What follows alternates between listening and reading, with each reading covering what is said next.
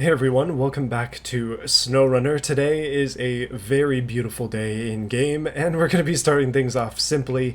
First thing we're going to do is just deliver a trailer over to the farm and get rid of this curtain side trailer from this location. I dragged it here a long time ago. It's time to go. This is episode 5 of this series, which is crazy to me, but it has been a lot of fun making these videos, and obviously I'm still going. I still have a lot of topics left to talk about, things that I want to discuss, and this is going to be a long-running series. I can already kind of tell.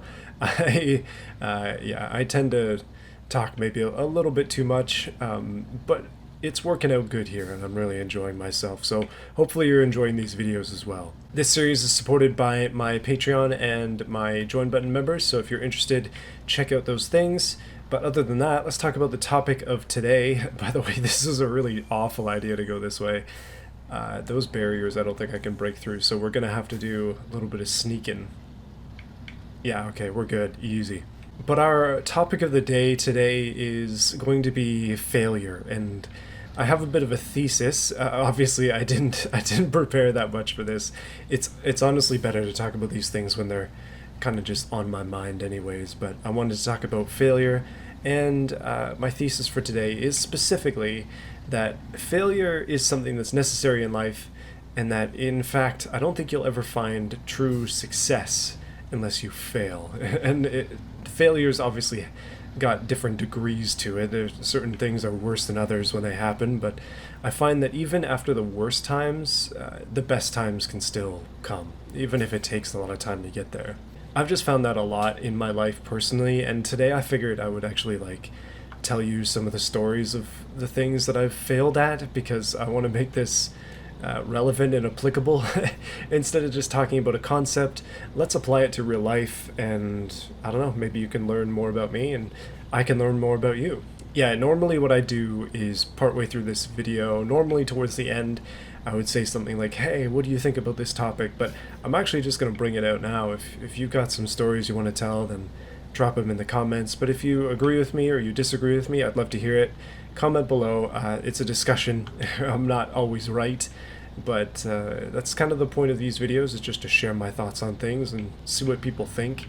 And hopefully you find it at least marginally interesting. I forgot that you actually have to drive the thing into here. But that's another 10, or no, that was $1,000. 10,000 is a little bit wishful thinking, but $1,000, I'll take it. Would you look at that? There is a truck in the middle of the swamp here, seemingly a pump near the garage that needs to be picked up. That sounds like a lot of fun, and that might be something that we try. There's also one near the farm over here. That is not going to be easy to get, but let's try it. Let's see what happens. I'm going to go for the one that's by the farm first.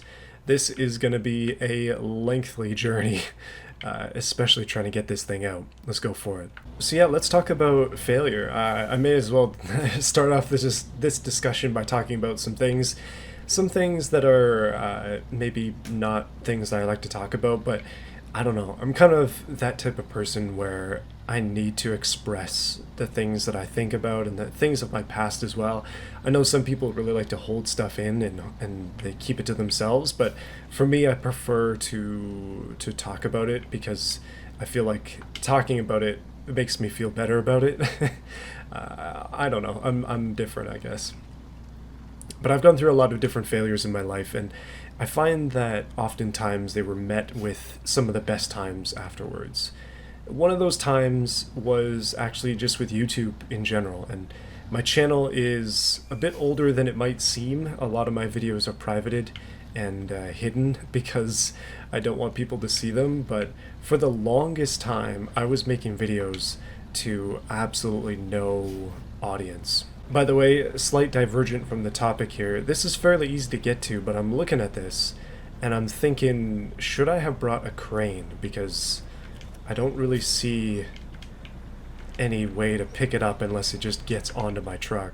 Oh, all you have to do is find it, so yeah, you don't actually have to carry it, which means, why am I using a big truck for this? Let's switch to the Scout. So yeah, I've been making YouTube videos since like 2014, something like that. And for me, it actually started off as a way to deal with my ridiculous inability to speak publicly. As weird as that sounds, let me be more specific for the sake of those who maybe don't struggle with this. Basically, what was happening is I would try to talk to people. This was in college. Actually, I think it was my second year of college, just recovering from something I'm going to talk about later on, probably the worst point of my entire life. And I kind of set a goal for myself. I was like, I'm going to try my hardest to become better socially. And as somebody who's very introverted and just generally not good at talking to people, that was difficult. So I started to attend like young adults group or young adults groups, I should say. At that point I was going to multiple of them to meet people and talk to people. And another thing that I did was I started this YouTube channel, and I started it specifically to get better at sort of thinking aloud as I'm doing now. Because what would happen is I would think about what I wanted to say and I just couldn't say it clearly or in a way that makes sense. You can still find that sometimes with my videos where I try to say something and it just does not come out quite right, but it was much worse back then, and I honestly would stutter and basically just flounder around trying to say what I wanted to say, and it just wouldn't happen. So this channel was a way to fix that. And it has been majorly successful, by the way, long term. But it took a long time to really work up to that skill, and it's not something that came easily to me. So for the longest time I was making videos. In fact, I used to make 2 of them a week, and I did so for years, non-stop. I honestly don't think I missed any weeks, or very few weeks during that period of time, probably 2014 to like 2018 or so. And nobody was watching my stuff. So all that time I played through several games. I played through Grid, I played through Race Driver Grid, I played through a Grid Autosport, I played through Dirt, the entirety of those games, like 60 some episodes each, similar to what I'm doing now in SnowRunner, where I'm just talking for 20-30 minutes, or in the case of these videos I actually edit them so they're like 40-ish minutes you don't see. But wow, that is one heck of a mud pit. Oh my goodness. Let's avoid that like the plague. But my channel was a complete failure by all like regular metrics. No views, no interaction, no subscribers. I had like 100, but they were inactive. And it wasn't until I actually started making automation videos that things changed. And that's probably why you're here now, is automation stuff. By the way, that looks like a free truck over there. I'm very excited about this. Also, I have got myself in one of the worst possible spots because there's only one winch point.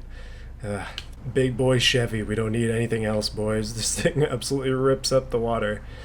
Oh yeah, this is gonna be good. But basically what I'm trying to say is, for the longest time, this channel was completely dead.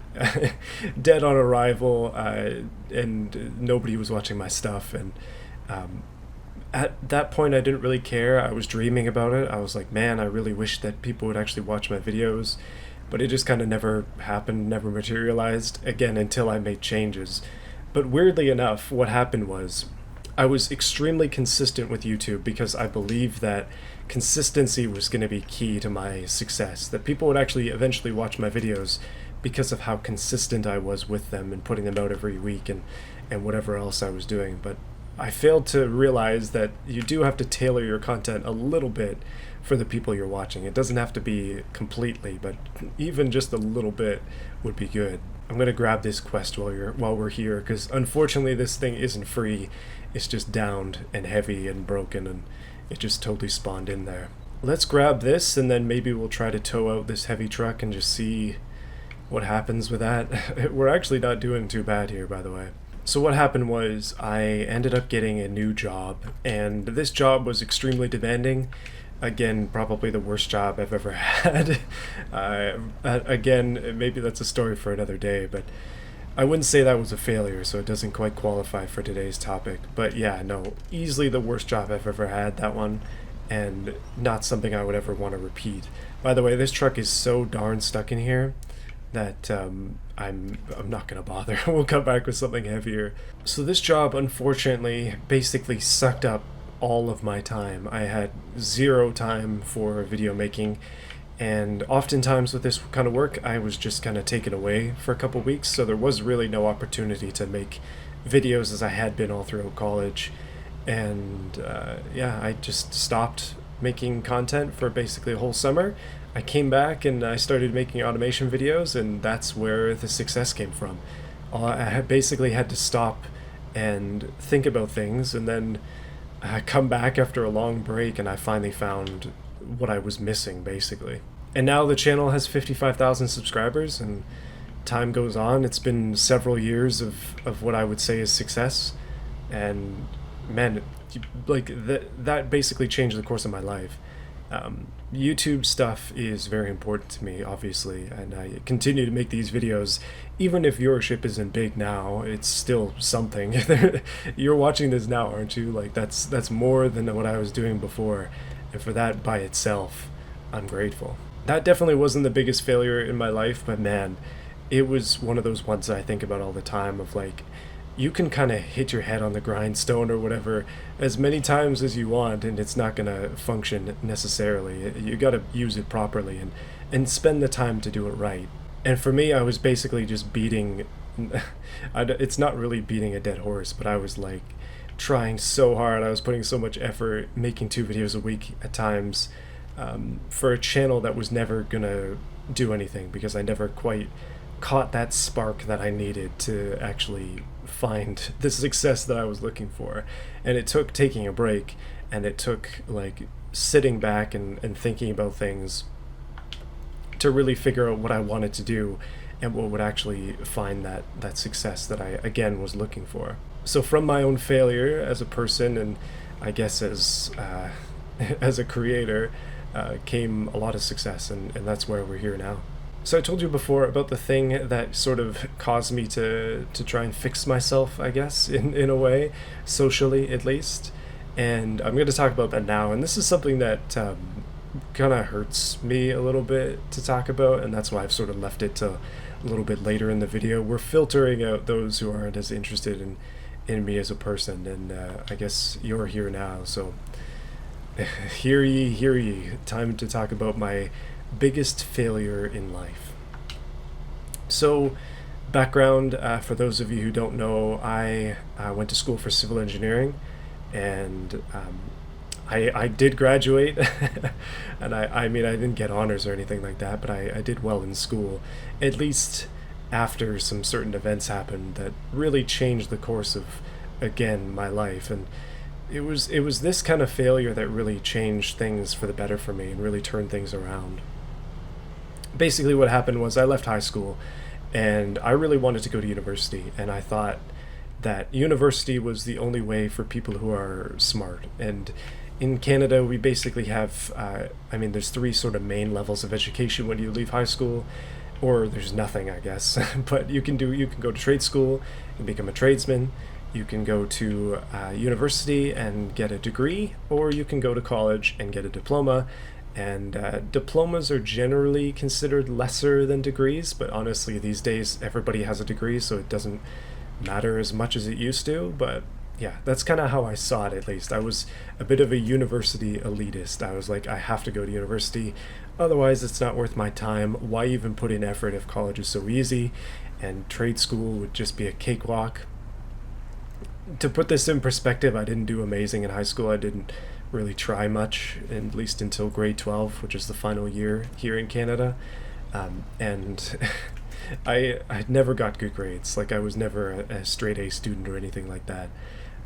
So when it came time to go to university, I had screwed up my high school timetable, and I was not actually able to go to university. I didn't take the right classes. So all of a sudden, my plan of going into architecture was a bit of a failure, because I wasn't going to be accepted in any of the schools that I wanted to go to, because I never took the right classes. And again, being too prideful to stay in high school for another semester or whatever to take those classes, I ended up going to college for my second choice, which was civil engineering. And admittedly, now as I look back on it, it was a good idea. Like, civil engineering is a good career path. I've been on it for 5 years now. I've been in my career, I guess you could say, bouncing around for a bunch of different jobs, but it was a good idea. Like, civil engineering is a good long-term career, I would say. If you're in engineering, civil is very broad. There's a lot of things that you can do, and I could talk to you more about that, like specific stuff if you want, if you're in high school. Having worked in the industry, I know a lot more about it than I used to. Let's just say that. But I went into college with a bad attitude. I was like this like elitist thinking, if I go into college, I'm not even gonna have to try. It's gonna be so easy type person, and that was a really bad way to start college. So there are different levels of civil engineering education, and there's also different fields you can specialize in. And I basically I picked the hardest one that you can do in college. Again, probably a little bit of pride on my part. The requirements to get into college were very easy. I passed the like college entrance exam very easily. So I was confident. I was like, you know what, this is going to be something that I don't have any trouble with. I'm going to show up to class every day, and I'm just gonna get through this. Basically, it's supposed to be a 3-year advanced diploma, is what it's called. At the end of the day, it actually took me 5 years to finish it. Just a bit of a heads up, I guess. Things started off in college a little bit rough. I had to go to Toronto, which is fairly, I mean, I used to live fairly close to Toronto, but traffic and stuff still meant it took an hour and a half to get there every morning, so I'd have to show up for class at 8 a.m. after getting up at like 5 to get to class, which was not a good way to start the day. No excuses though, I was a lazy student, and because of my arrogance, I didn't really try, and I guess what I'm trying to say is at the end of my time of my first and second semester in college, I had failed the majority of my classes, and I actually got kicked out of my program. I got kicked out of civil engineering, which is not something I'm proud of, but it's true. I honestly got kicked out of the program. Again, this was around, I started college in 2013, and then I guess this was around summer 2014. I had just been kicked out of my program, and I was absolutely devastated. It was like, it's very harsh that they do that, but it's understandable. Like, I was failing so much, failed the majority of my classes, even ones that, as I look back, were extremely easy, and I had no excuse to fail them. I just wasn't doing the coursework, and I wasn't doing my homework. I wasn't paying attention in class, and I was basically led by my bad attitude and lack of desire to be there, and it caused a huge failure. A failure that I would never forget, because I managed to get a summer job working in a lab doing lab tests, and that was the first sort of real 9 to 5 job I ever had, and I learned a lot during that time, and I really learned how to work, I would say. I ended up going back to the college. I had to meet with the leader, or I guess the main staff member. She's the head of the civil engineering department, or at least she was at the time that I was there. I met with her, and I basically had to beg to get my spot in the program back, which was not good. And she said yes, but I had to do a semester at least of a different program to prove myself, basically, to prove that I can work and actually like do stuff well, basically. So that was humiliating, to say the least. When you fail that bad that you get kicked out of your program and they put you in general arts, for those of you who don't know, is a certificate. It's something that if you want to go to college but you don't want to like commit to a longer term, you can do a 1-year, 2-semester general arts program, or you can even do a half-year one. Different colleges have different ways of doing things, but the point is it's not very intense. It's quite an easy thing, and I actually took psychology, which was not exactly what I thought I would be doing when I went to college for civil engineering, but that's what I had to do to get back into my program. So I went through that semester, and I aced every class. I finally found my rhythm, I guess, and I worked really hard, and I tried as hard as I could, and I actually found out that maybe I'm a little bit better at this school thing than I thought I was. By the way, that pump just looks like a giant turbo. That's super cool. So I guess I could say that I finally figured out how to learn, basically. I figured out how to teach myself how to do work and work hard, and I found success in that. And again, it literally took like the worst failure of my entire life, getting kicked out of my program and having to beg to get back into it to figure that out. Now, what happened next was thankfully good.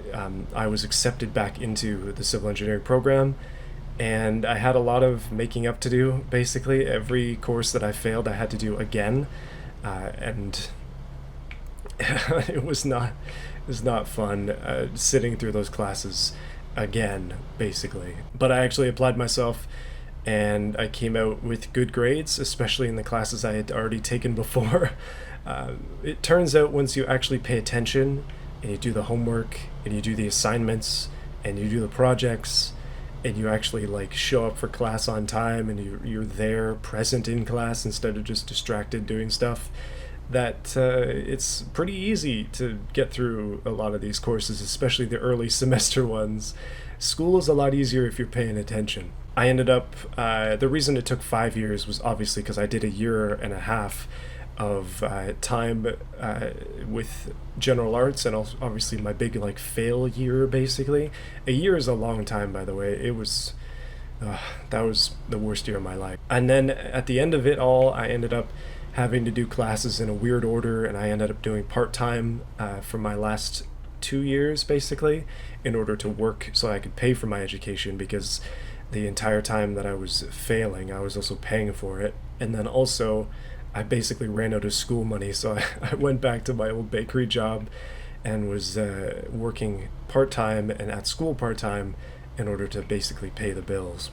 Turns out when you extend your time in school, it costs a lot of money, especially when you go part-time. But after that first year of failure, I never failed any more classes. I was successful. I actually managed to do well for the most part. Some classes are a lot harder than others, but I managed to do okay in school despite the odds, and that's something I'm proud of now. But again, it was such a dark time that year that I was doing so poorly. And when you fail at everything over and over and over again, it really does have a significant effect on your mental health. Now, I don't want to get into any like serious mental health discussions today, because obviously that's a key point in this, but I just wanted to say that there is hope for you if you're struggling right now. Like, it takes time. It might seem like everything is, oh geez, I missed the objective, but it might seem like everything is like screwed up and it's not going to get better. But trust me when I say it does get better. It just, sometimes it takes time. That's how it worked for me. It took literally a year, and I mean more than that. To be honest, again, my attitude was still present. It's not like it disappeared or anything like that. I just learned to work through it and to change the way that I thought about things, so I didn't think of it in such an elitist manner. I don't know. It was hard for me to change my mindset as well. Oh my goodness, I'm almost there. This one tree is in the way. Yes. $3,000 for that one. I kind of think that, at least in my own life, that I wouldn't have improved as a person unless these things happened to me. I like to think that I wouldn't have needed this kind of harsh push to get out of my stubborn ways, but I think those of us know, who are stubborn know, like, sometimes that's what it takes. And for me, I feel like that's oftentimes what it takes. I just needed that extremely harsh situation in order to really change myself for the better. And I don't think I would be the same person I was today if I didn't go through that. If I didn't choose to go back to school and stick to my guns, basically, and actually like finish it, I'm not sure I would be the same person I am today. If I had just stuck with that failure and let it stay in my head, then I could have still been working at that bakery I was at. Like, who knows what would have happened to me. I just feel like a lot of people get stuck in that, and they don't make that choice to overcome. But the choice to overcome is the one that you need to make. Because when you overcome it, then you conquer it, and my goodness, you change for the better. I feel like a lot of people, and maybe this is just a modern thing, are very focused on changing other people instead of changing themselves. I just see that a lot on social media, and maybe social media is an overrepresentation of the general populace, but at the end of the day, I really do feel like self-improvement is important and probably the most important thing. Um, it's one of those things where you really only have to go through it yourself and make the changes that you need to make, because only you know what has to be done. For me, I kind of needed to fail extremely badly. That's how bad my attitude was in order to find change. And I do see that more often in my life as well these days. I've kind of grown to recognize how stuff works. And that is, if I'm praying for confidence, then I'm going to get opportunities to be confident. And then that's how I learn and how I grow. And if I'm praying for strength or something like that, I'm going to learn how to be strong through action. That's how it always is. Like, the reality is, you can watch as many motivational videos on TikTok as you want, but you're gonna have to get up off your chair and do something one day. Well, this video is actually getting a bit longer than I thought it would be, so hopefully you're okay with that. I'm really enjoying talking about these things. It's good to be weirdly vulnerable on YouTube and talk about my failures in life. I really only wanted to tell you this more to encourage other people who are stuck in the same situation. And my hope is at the end of the day that you'll be like me and willing to change. And even though you seem or might seem unwilling now, it's important to be flexible and be, I guess, cognizant of the things that are wrong with you. It's okay to acknowledge that you have problems and you need to be working on yourself. And nobody's perfect, honestly. Anybody who tells you they're perfect is imperfect just for saying that. Oh man, that oil trailer is deep in here, boys. This is gonna be a bit of a rough ride to go get that. Oh man, okay. I just kind of want to go and see what it looks like, and then we'll come back with something a little bit heavier, because I don't suspect that this truck is going to be enough to pull it. At least not much of a distance. We need locking diffs on this truck so darn bad. But I'm not sure that's even an option long term. I did level up, so there might be a few new things for me, but we'll just have to see. Oh man, that thing is really stuck over there. Okay, we've got a couple of heavy rescues coming up next week. This trailer definitely on my priority list. And maybe that heavy truck that's stuck as well. We're not going to be able to do it with this Scout from the looks of things. I think I'm going to need something with a little bit more weight to it, which means we're going to have to break out the recovery variant of our heavy off-road truck, and we'll see what that brings. But yeah, we're going to have to go through an entire swamp and lake to get this trailer. It is a bit of a journey, but we can do it. Thanks for watching this video, everybody. Hopefully you enjoyed it. I appreciate you sticking around all the way to the very end. And obviously, as I mentioned before, let me know if you've had similar experiences in life with things, if you can relate to me on these fronts, or if you have any added stuff for the discussion. This is really just my own life experience, and it's not perfect by any means, as you can tell. And I might not be right in your life. You might be experiencing something entirely different. And that's the beauty of being a human. Everybody has different life experiences and different journeys, basically, of things that you need to do to overcome your issues or your problems, or maybe you don't have any problems and that's a problem itself. I don't know. Give me some feedback. I appreciate it a lot. If you have any ideas for topics, let me know in the comments. And yeah, I'm excited. I'm excited to see what comes next. So, thank you, everybody. See you again soon. More CK1500 content. Probably not next week, because I actually have to pull this thing out and this truck ain't gonna be able to do it. We'll try it though. We'll try it. See you soon.